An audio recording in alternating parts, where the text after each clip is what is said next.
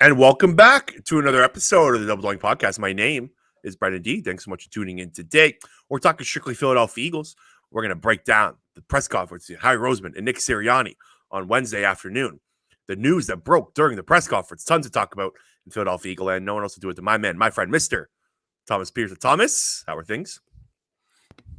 I guess relatively less stressful now that the Eagle season is done. Relatively more stressful that I'm basically living in a bunker while I'm doing this house thing. Bunker's looking good though. Yeah, if I turn my webcam 180 degrees, you're gonna see a very different site than West Time. We have like cement coming down the walls in the basement because we just put cement up in the top floor, and there are holes that they go down from. So Oh, no. Well, at least there's progress from the picture. Was it Christmas Day? You put the picture on Twitter of the concrete just everywhere. Oh yeah, concrete is gone. There's no more concrete. Yeah. Concrete is gone. So yeah, that's in the build-up phase. Finally, but man, old houses have so many secrets. Yeah, and then we were talking before, like, and once you think there's one problem gone, the next one enters the conversation. Yep. So it goes. But Thomas will be in his dream home, nicely comfortable, watching Eagles games, hopefully in September. But definitely should be done in September. Why don't we talk about the squad, Thomas? We haven't talked actually since after the Bucs game.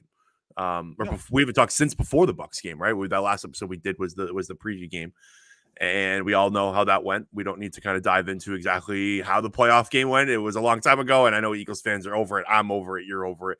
And there's a ton of news coming out of Eagles land. So the Philadelphia Eagles are retaining Nick Sirianni.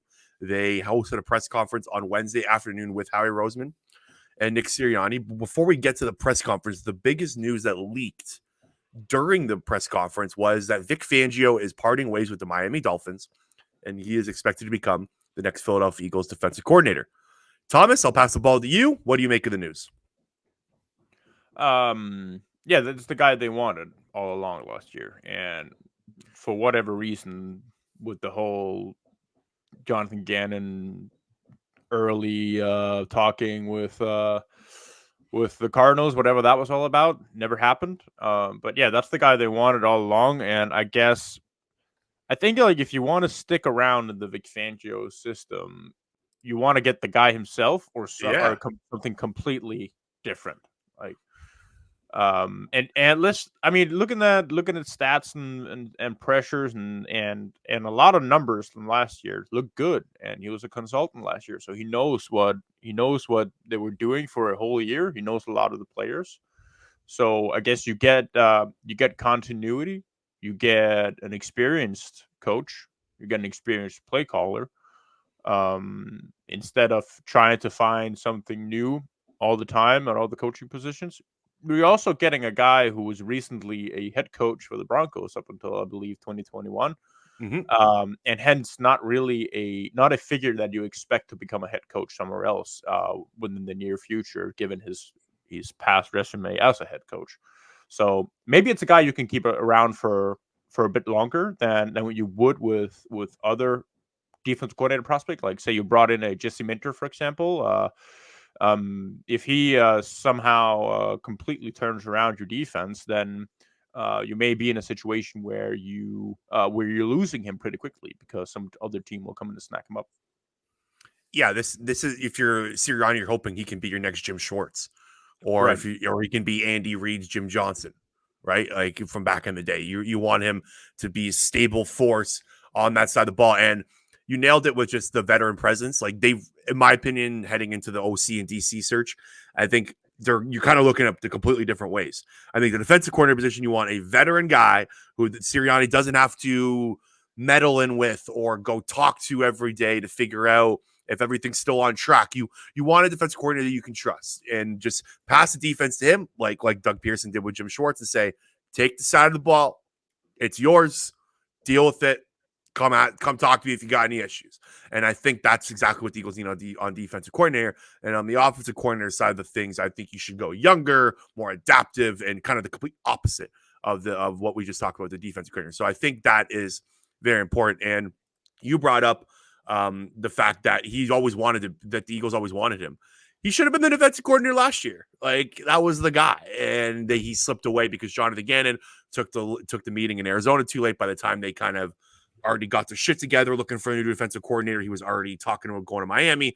I think the Eagles actually did try to get him. I think they tried to offer him like more money to not go to Miami. I think he already had a deal in place, and then he just said, "No, I'm already still going there." So I think this is a huge win for the Eagles to get. Yeah, I mean, yeah, they get the guy they wanted all along. Yeah, and this is how it should have been last year, I guess.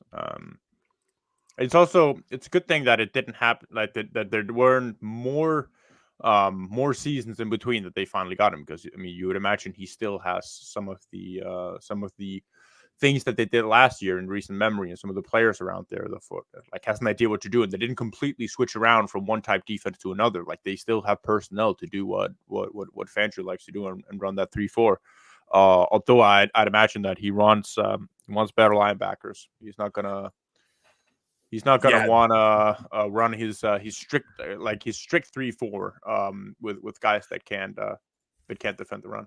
Yeah, I was actually diving into some of Fangio's kind of like just defensive traits. Like, what is the Fangio defense? Everyone kind of has a base to it, like boxes. It's a lot of 2-4-5 and 3-4, right? Like that's the defense that he's going to run. Those are the two most common personnel groupings that he has. He relies heavily on safeties.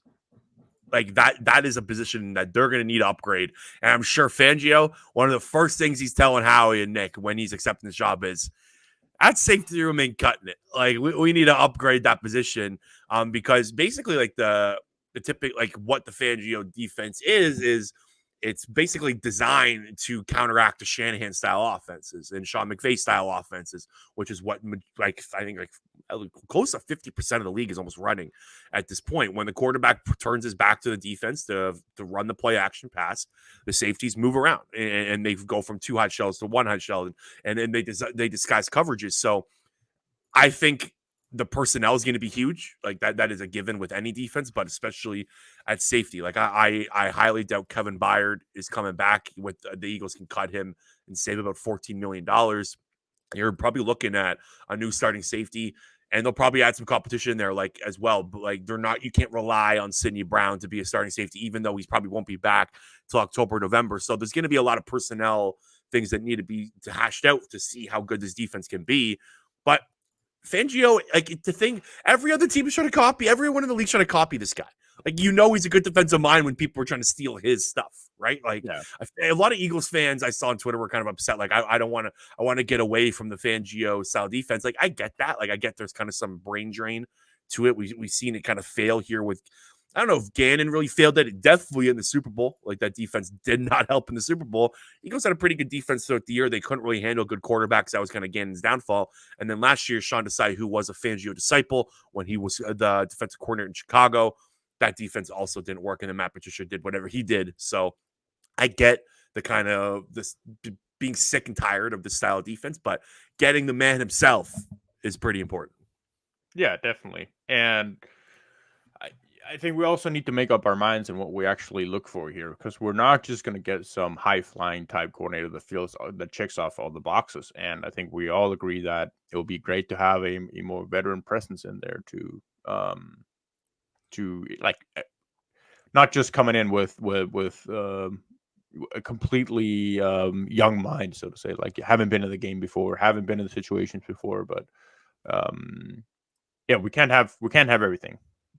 And Vic Fangio's success is undeniable in the NFL, especially like since 2011. So he's been a defensive coordinator or a head coach 12 seasons out of the last 13 years since 2011.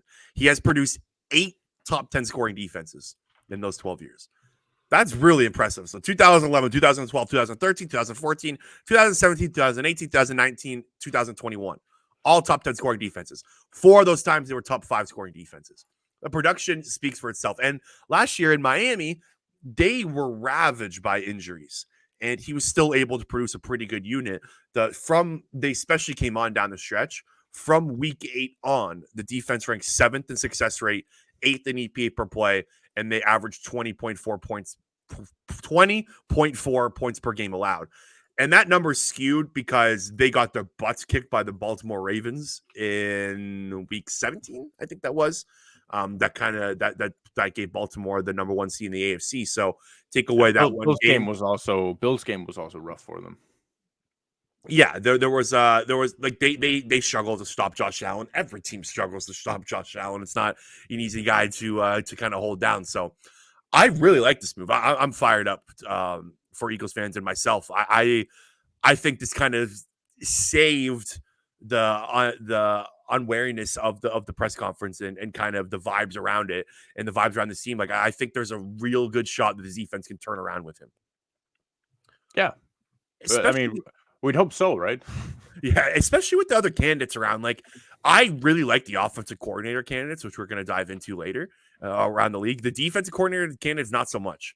Like, I was talking myself into Ron Rivera, and like the Commanders had the 32nd I mean, ranked I guess successor it's in kind of the DVOA same defense. thing, right? Like former head coach who doesn't pan out anymore, and but you see what ex coach has done as a defensive coordinator before. I mean, that's kind of the same thing you're banking on with Vic Fangio. You look at his Denver years, not exactly great. Like they're provided middling defenses a little bit there for the stretch when he was a head coach. But then you go back to his defensive coordinator days, and it's much better. You can kind of go the same thing with Ron Rivera, although he has more years as a head coach, where he still produced pretty good defenses there. So it's kind of the same vein. It's just like what type of guy do you want more? And at this point, I mean, given his recent collaboration with the Eagles, it makes a lot more sense with Vic Fangio than it does with Rivera. And like I just back to like his success as defensive coordinator, like all like the success that the teams have had or the defense have had with him, that run that he had with the San Francisco 49ers from 2011 to 2014 is one of the best runs a defensive coordinator has ever had. Now he had Patrick Willis and other star players in San Francisco. He won't have that in Philly, but like even the Denver Broncos, like the year he got fired from Denver allowed the second least amount of points in the league. So like Yeah. the defense wasn't his problem in Denver. It was the offensive side of the ball. They couldn't figure out the quarterback position since Peyton Manning left. So Yeah. like there's like even to the times when he wasn't successful as head coach in Denver, there's reasons to it. So Eagles fans should be fired up, man. This is an awesome hire. Yeah, I think it's a really good start in trying to revitalize, especially a defense that's been god awful, to say the least. Yeah, like to say the least. they were the worst defense in the league down the stretch, Thomas. 30th in EPA per play Yeah. when Matt Patricia took over. It was ugly. So they needed that veteran. They needed that veteran presence. I think Vic Fangio provides that. Okay, anything else on Vic Fangio? No, I was trying to see if I could filter out their games against Buffalo and Baltimore, and then see how it looks. I mean, just to go back on that, like making really good, like good players can be good players. Like a Josh Allen can have a terrific day, and you can go up against Lamar Jackson, who nobody can stop. But then you're also like second time around when they meet Buffalo, they still lose the game, but they only give out like you give up 21 points in instead of 48 points. It's a divisional opponent. But then you also go back in some of the other games, like they didn't make Sam Howell look like a complete superstar. Yep. Like they didn't make Mac Jones look like the second coming of Tom Brady. So I think he shut out the Jets. I think wasn't that the only shutout of the year as well? Like Yeah, I think you're right. And like remember the game in Germany. So that was after the game in Germany against the Kansas City Chiefs. They shut out the Chiefs in the second half. The Dolphins defense dominated that game. They gave the offense a chance to come back in it. And then I think they had their bye week after that. And then they kind of went on a little bit of a heater. They only allowed 13 points against the Raiders, 13 points against the Jets, 15 points against the Commanders. They lost that Tennessee Titans game on Thursday night. I think some of the Dolphins fans when I was like looking at what the reaction was to the Miami Dolphins fan base and whatnot, they always point to that kind of fourth quarter collapse against the Titans. But then after that, they shut out the Jets. The Cowboys struggled mightily with that defense. You remember that? I think that was Christmas Eve, I believe, right? Yeah, I think you're right. When they beat the Cowboys, like the Cowboys could not solve. That was one of Dak Prescott's worst games of the year. So I do think this like it's a positive hire. Don't get me wrong. Like I think this is the best possible outcome that Eagles fans could have imagined. But there is some downside to this. Like there's negative aspects. Like I could definitely see Fangio and Nick Sirianni clashing if things go wrong. I can't even imagine like Sirianni trying to tell Fangio what to do. You know, No, like in a but I meeting. also think that's. I mean, that's not necessarily a bad thing. Like it makes everything a lot clearer to the players and to Howie Roseman and so on about what the problem is. Like Sirianni is going to be on a really short leash Oh yeah. next year, and so if there are clashes happening, I mean, you have back-to-back years of, I don't want to say disasters with the personnel, but like bad situations, and that just tells them what they need to know more than not. I mean, let me just go back real quick here to that stretch in between the Bills game, which was in week 4, and the Ravens game in week 17. So between week 4 and week 16, the Dolphins were the 6th best EPA per play defense in the NFL. With So a ton of injuries, Thomas. They were ravaged by injuries. You had yeah, Bradley they were the Chubb 5th go best down. in terms of like offensive success rate against them. So Yeah, that's they pretty good, were. Yeah, and like again, this was just last year. This is recent success. Like right? and I just brought up the 8 of 12 seasons where he had held the top 10 scoring defense. So like this is like I looking at the candidates out there. I think this was just the best guy to come in. Yeah. And yeah, I think the Sirianni and Fangio could clash. Fangio is a no nonsense kind of guy. But then again, He though, they worked together last year, so Fangio is Yeah, also he knows what he's going into. Like if he didn't want to work with Nick, he wouldn't have taken the job if he for was sure. being asked. So I think we're also, I mean, we can give a little bit of credit to Nick Sirianni there as well. I know he's getting a lot of smack, especially from me, also because I don't think he deserves the head coaching job anymore. But that's another discussion. Mhm. I think it's we have to give credit in that he wants to come back, and that Vic Fangio does want to work with the team. Yeah, And Fangio, when he was a consultant with the Eagles, he was actually on the offensive side of the ball. So they were really close together. Like he was consulting Sirianni, Steichen on how to dissect the Chiefs defense in the Super Bowl. Like it wasn't like he was consulting Gannon. He was consulting the offense. right. So I think that's also important to remember if people are going, oh, he was a consultant and they got smoked in the Super Bowl. He wasn't Yeah, on that side of the and ball. also just to circle over, just to make sure, because when I say that they were the 5th best defense in the NFL when you take away their bad games, obviously that's a very biased way to Yeah, select games. But then again, if you take if you take the Eagles season, for example, you take the Eagles defense, you can't take out you exactly. can't if you take out 10 games, they're still the worst. If you take out 5, they're still the worst. I mean, it just gets worse and worse no matter how many games you take out. Yeah, like this isn't the Denver Broncos allowing 70 points and then playing well after that. Like the Eagles had 49ers, Cowboys, Washington Commanders twice, right? Like they really struggled in multiple Yeah. different games. Like you said, they made Mac Jones look good in week 1. They made Sam Howell look really good. So there wasn't that just that one game. It was it was the entire picture. So Vic Fangio, I think Eagles fans should definitely be excited about this one. Okay, Thomas, there was a press conference that went down. Let's talk about it. Did you watch it live? I watched clips of it live. I had just got done with a 12-hour day of driving concrete to what do they call them? Do they have what do they call them in English? The big squares where you sort your trash into different, like, you can go there with concrete. You put concrete here, plastic here, blah blah blah. What's Like a that called? dump? It's Like a basically a dump? dump, yeah, but it's Yeah. like a sorting dump where you sort all your trash into categories and they kind of, recycle all that stuff. Yeah. Anyways, I just got done like 12 hours of just driving concrete. Like I drove like 25 trailer fulls of Holy concrete throughout shit. the entire day.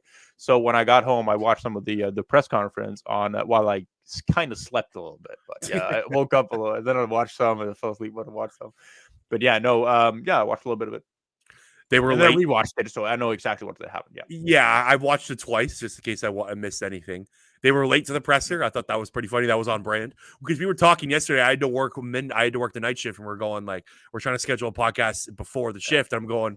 They're like they scheduled it at 2:30, and I said they're gonna probably start at 2:45. It didn't end up starting until 3. They were 30 minutes late. Now this could have been due to the Fangio stuff, right? Like the news probably was. leaked. Yeah, Yeah, so it that was. could have been that. They were probably with their not social media department, their why is the word PR? blanking up? Like the department that teaches you how to speak at the podium. Why is this blanking on me? PR? PR department. Yes, thank you, Thomas. That they were definitely probably going over what they're going to say and whatnot. So I thought it was very on brand that they were late to the press conference. But I guess again, I'll pass the ball over to you. Give me some of your takeaways from what you heard from Howie and Nick. Yeah, so a lot of useless talk, I'd say, a lot of motivational rah-rah, the way we wanted to finish the season, then referring to recent success and how they wouldn't overreact to what's going on now, blah, blah, blah. I think, though, the things that we can really use from the press card, for at least some of the things that we can really take away, is that Nick Sirianni is not in charge of the offense anymore. They put it as mildly as possible that Nick Sirianni is not going to be involved with that. It said it's going to be our offense instead of it's going to be Nick Sirianni's offense. He said very clearly throughout the season, this is my offense, when Brian Johnson was getting criticized. And they're using the excuse that they're bringing in fresh ideas, and they'll mix and match it with what's been working over the last 3 years for the Eagles.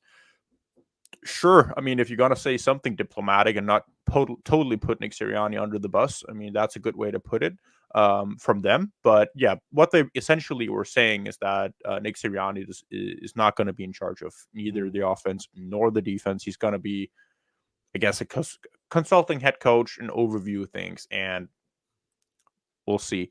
So it We'll makes get it. We'll get into to see if that can work. We'll it we'll makes talk the about offensive coordinator hire that much more important. that. But I Yes. also think that it makes it that much more attractive, because if you're selling to offensive coordinators, well, this job, you're going to have to work with Nick Sirianni. And you saw how Brian Johnson is being completely buried by the fan base because of the ineffectiveness of the offense. Then you're like, okay, I can do this my way. This is my offense. They can sell it that way to them. And it's like you have it completely your way. You'll be in touch with Nick Sirianni, with Howie Roseman, in terms of what kind of personnel you need. And offensive coordinators want to be head coaches. So this is a very, very direct line to becoming that. With the recent offensive success and the numbers that the Eagles have had, you're taking on a super talented young offense. This is a dream job for offensive coordinators if that's the way it's being sold to coaches. Yeah, you got Jalen Hurts, AJ Brown, Devonta Smith, basically a top 5 to 7 offensive line. And you have the play calling potential here. Like Nick Sirianni's not calling plays. That is huge. Like there's, for instance, like the Cincinnati Bengals just Brian Callahan, their old offensive coordinator, was just hired to the Tennessee Titans. Their quarterbacks coach Dan Pitcher just took the job from quarterbacks coach to offensive coordinator. And we were at work going like, why would you do that? Because you're not calling plays in Cincinnati, right? Like I know Brian Callahan did get a head coaching job, but it took a couple years. Like he was the longest lasting offensive coordinator in the league before he got hired to Tennessee. Like being that offensive play caller is so big to teams. They want to see that history of calling plays. So like you mentioned, like this becomes so attractive to other potential offensive coordinators because you have full control of the offense and you have the potential to be an offensive play caller with all that talent. Thomas, they used the word fresh ideas 4 times in this press conference. I counted. Do you think that Lurie and Howie Roseman were telling Nick Sirianni that in their meetings over the week? Because that, like, to say fresh ideas 4 times is not a coincidence. This was something that was drilled in Nick Sirianni's head. Absolutely. Yeah. So I thought that was very interesting. They also, Nick Sirianni called the offense stale, which I thought was interesting because they never described the offense like that throughout the year. Like they were very stubborn. You can obviously tell they were stubborn because they never changed anything. But even at the press conference, they were very just confident in themselves that they could fix this without making changes. And clearly that was not the right case. And they were in over their heads there. And I thought it was very interesting that he had the kind of, I guess, cojones to call his offense stale. Yeah, true. I think, What yeah, but I mean, it's also true though. no, 100% it was like they needed to look in the mirror and realize that. And like it's funny, like the tone from Sirianni's press conferences throughout like the last 5, 6, 7 weeks to this is like when a kid gets punished at elementary school. like like literally. Like that's what like you could I'm not gonna lie, Thomas, he looked kind of scared up there. Yeah. I Like think he looked it was funny. It was a funny question when like, what are you doing here? yeah. Like, basically, what is your job? Oh my god! An Eagles reporter just roasted Sirianni, basically going like, what's the purpose here?" It's what we all. It's obviously it's what we all ask as well. But like, if you, how many times do you think Mike Rabel has been asked that? No head coach in NFL history has ever been asked like, "What are you doing here?" So what do you do? Oh my god, that was the best. I audibly laughed. That was actually Tim McManus of ESPN, who's been around the team forever. Like this is and he's usually actually on the Eagles side. He's more of like an apologist to this team. So for him to kind of ask that, I thought it was very interesting. So I thought that was a good takeaway. What other takeaways I got written down here? Nakobe Dean and Zach Cunningham getting name drops at linebacker.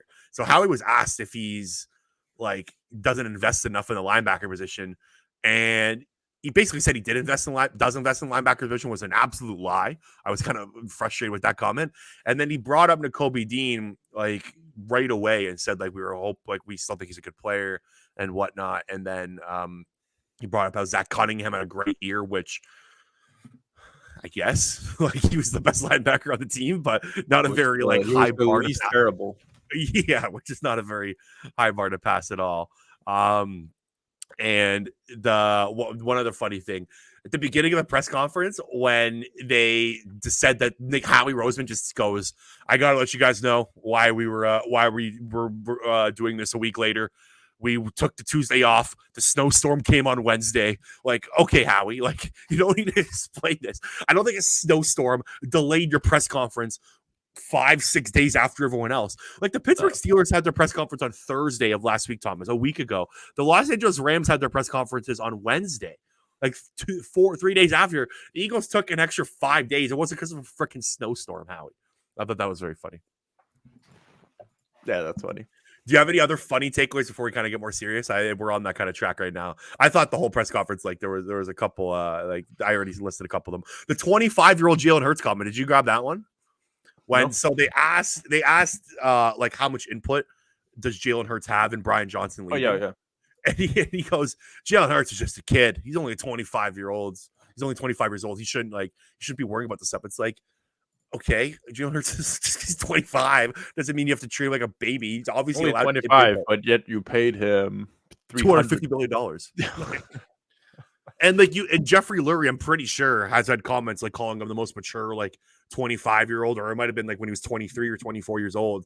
Like he's the most mature young guy we know. It's like, okay, so if you say that, I'm pretty sure he should be allowed to have input on if his offensive coordinator is gone, who he's known since he was 4 years old. So I thought that was also funny. Yeah. I do want to talk about the Matt Patricia thing because that was actually brought up. So someone asked Howie Roseman how the whole Matt Patricia, Nick Sean Desai situation went down. They said, or Howie said, that Nick came to him and said, "Here's what I'm thinking. This is my idea. I'm going to demote Sean Desai, move Matt Patricia to defensive coordinator." And I trusted him and I let him do it. Do you buy that? No, I don't either. I thought that was a flat out lie. Yeah, I think I think it's something they try to do to make sure that doesn't seem like Nick Sirianni is losing face. I think what happened is they brought the idea up to Sirianni maybe weeks in before that, like at some point during the season, maybe after the Washington Commanders game when that shootout game. What I'm trying to think of other bad defensive performances mixed in there, but I think when it kind of got out of hand after the 49ers game and the Dallas Cowboys game, that's when Sirianni said, "Hey, remember that thing that Howie and Lurie told me that I could do where I could demote Sean Desai and bring in Matt Patricia? Let's do that." I think that's how it kind of went down. Yeah, I think you're right. Okay, what else? Did you notice when Roseman had to he's like, I'm gonna take a question here. When Nick Sirianni was answering a Yeah. bunch of questions and he started ramming, I was like, no, give me one, give me one. Like it almost like it like again, it looked like a child like in trouble, like in getting grounded, or like I don't know, the whole vibe of it was off. Like just the way the dynamic is. Yeah, I don't want to speculate too much, but it looked like it really did look like an organization trying to save face, not firing a head coach after 3 playoff trips. Like Yep. they know that Howie also knows that he at some point he's going to run out of head coaching cycles.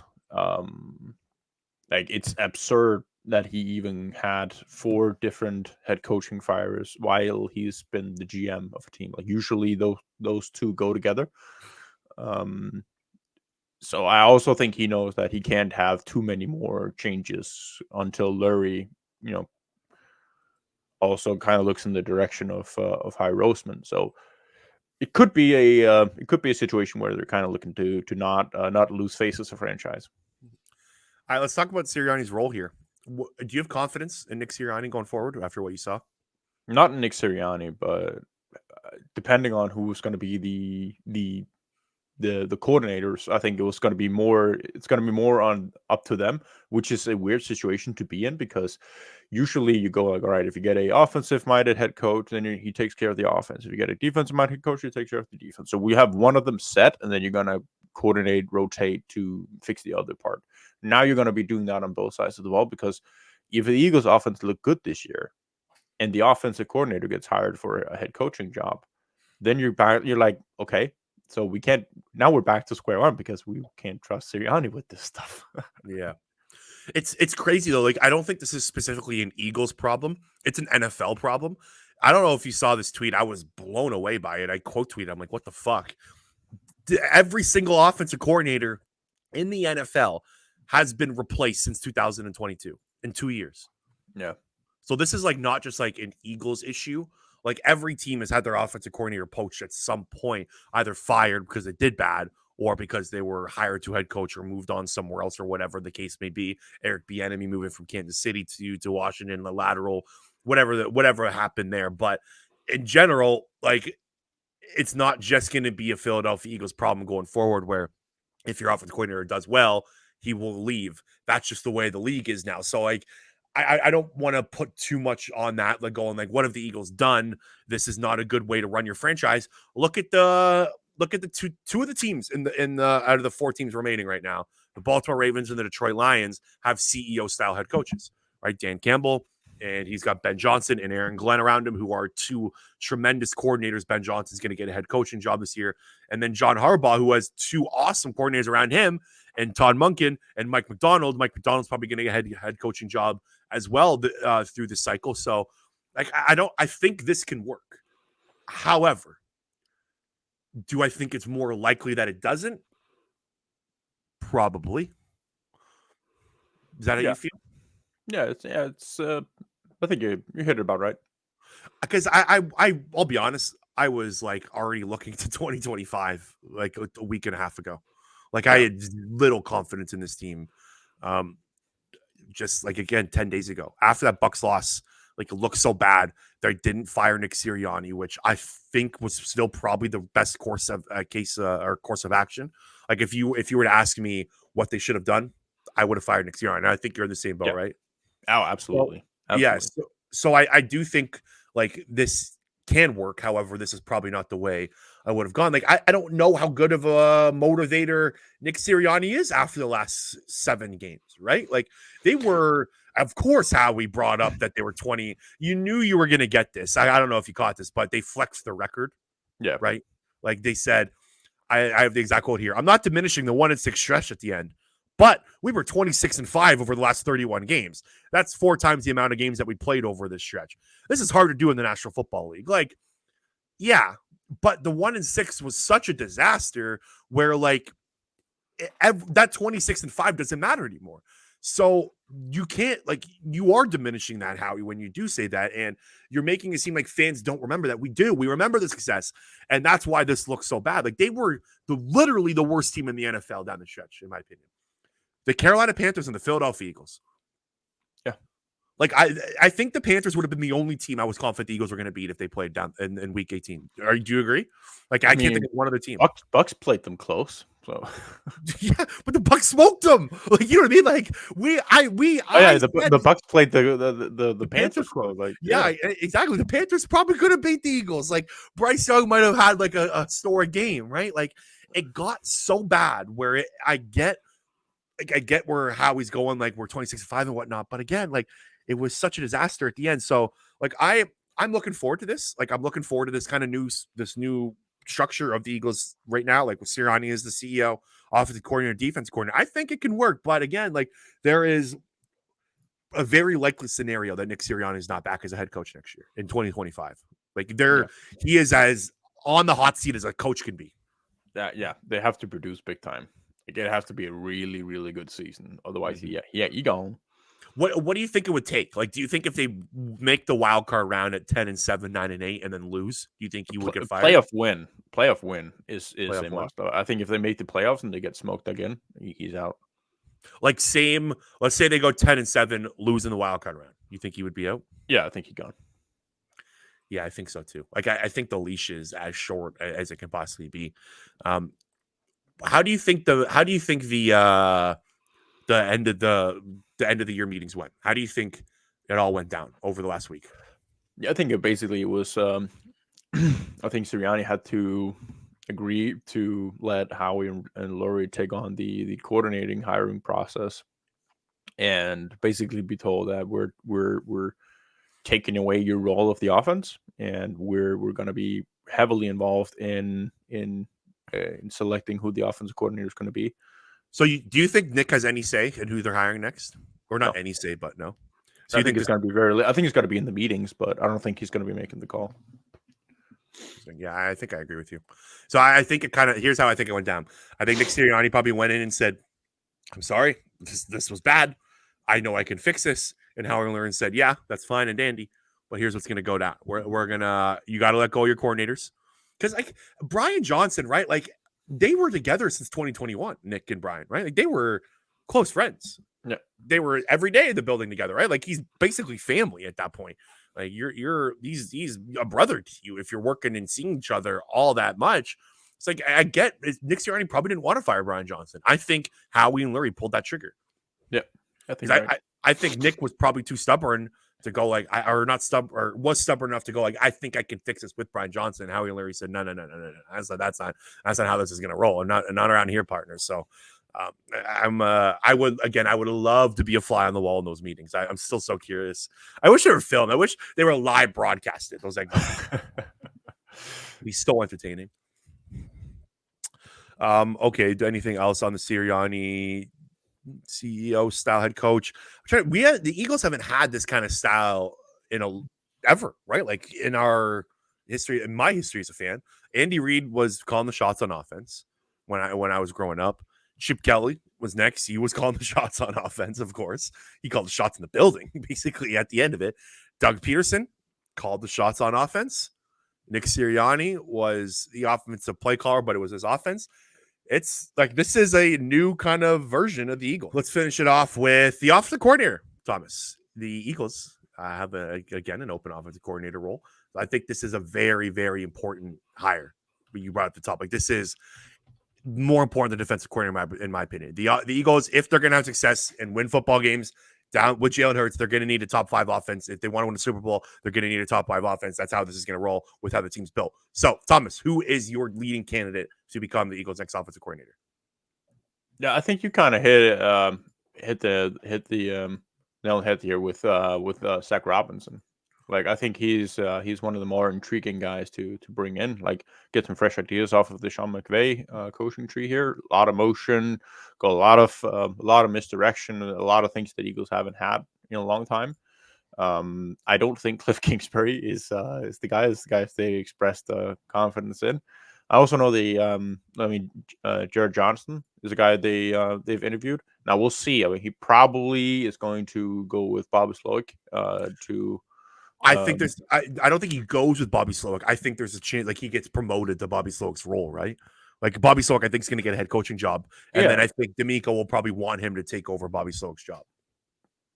yeah, either that or Slowick is going to ask him to become an offensive coordinator with. I mean, That's either fair. way, it Yeah. might be retained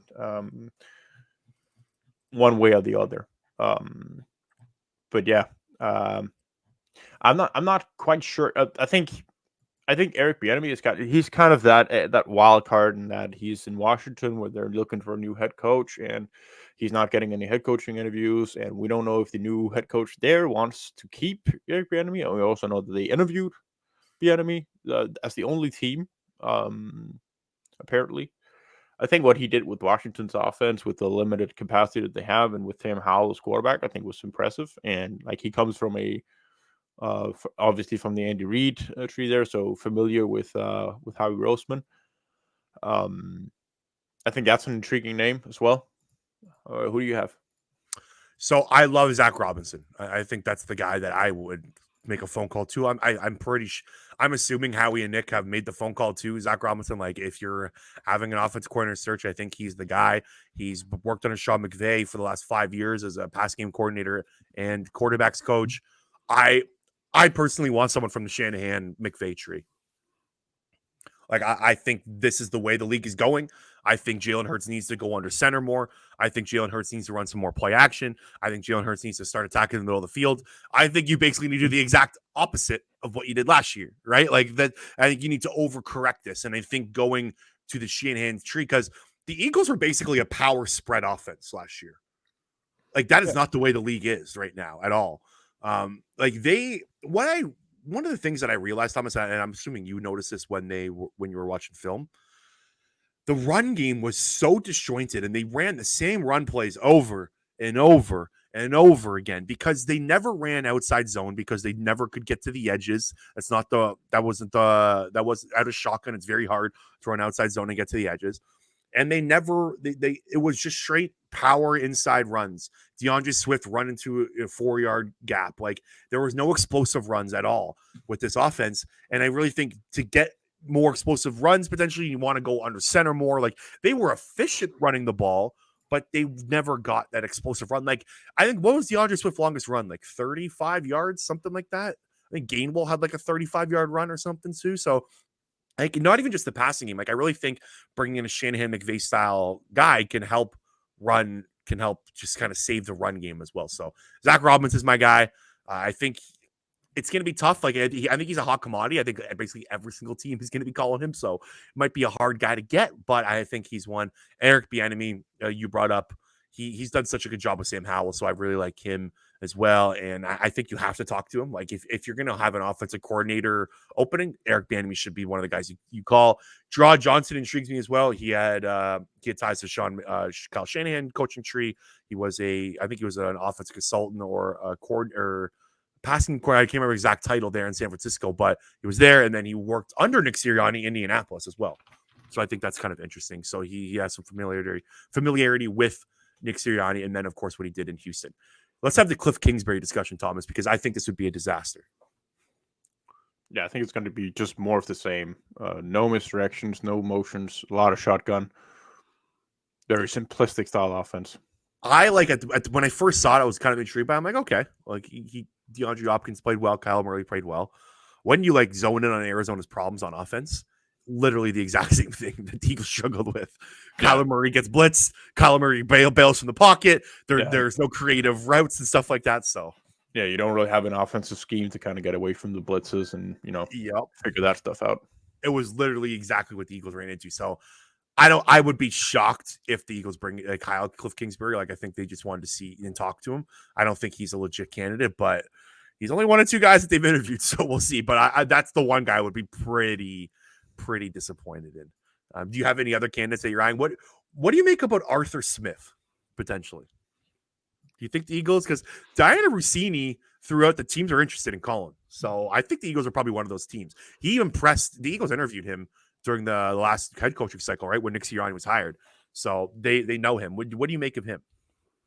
Maybe. I mean, it's one of those guys where he did a really good job as an offensive coordinator, but head coaching role was obviously not it for him. I don't like how he distributed plays with the Falcons. Like, Are you ready for Quez Walken targets getting over AJ Brown targets? exactly that will be the nightmare scenario. Like Kenny Gainwell is going to outsnap DeAndre Swift like a million times. Like, if those two guys are even on the team, but yeah, something like that. That's hilarious.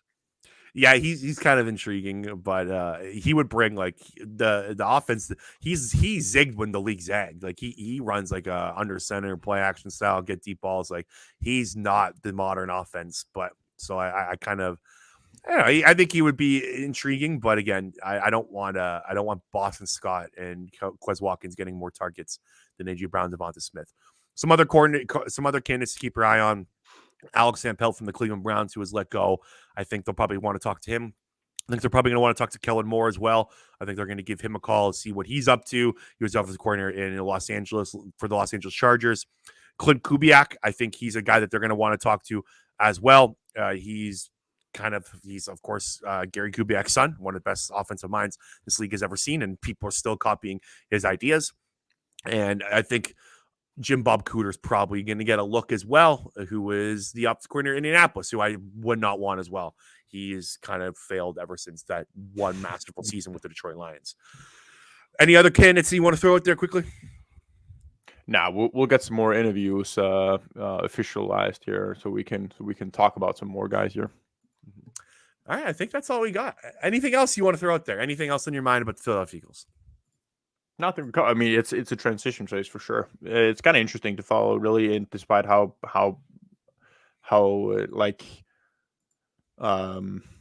null the season was to finish. Like you just waited for the season to end, basically. Like even the Giants game that they won just felt like a disaster, and every other week that they played in the last 7 weeks was just terrible. So I turned off at least some point in the fourth quarter 4 games this year. I don't think I've ever done that in an Eagles season. Nope. Cowboys, 49ers, Giants game, and the Bucks game to finish the year. Yeah. I did not watch the end. I've never seen a playoff game and be less invested. Like of all the playoff games that were played this week, in the wildcard game, Eagles was the game I was least into. Of all the other games, like didn't matter who was playing. And it's funny, like I picked the Eagles to win on our previous show. As it went on, as the week went on a Monday, I just had little confidence that it was going to happen. So yeah, I think like, are you kind of bought back in a little bit? Like I think the juices are flowing a little bit more. We'll always get bought back in the offseason. Yeah, no we'll be ready for when September comes around. I can't wait to see who they hired offensive coordinator. This is going to be like, again, it's such an important hire and very intriguing. I think that's when we'll probably meet next, is when the Eagles bring an offensive coordinator. So make sure to hit the subscribe button on our YouTube channel. Make sure to subscribe wherever you listen, Apple, Spotify, you name it. We are there. Make sure to check out our sponsors, BetterHelp and Manscaped, and we will talk to you later.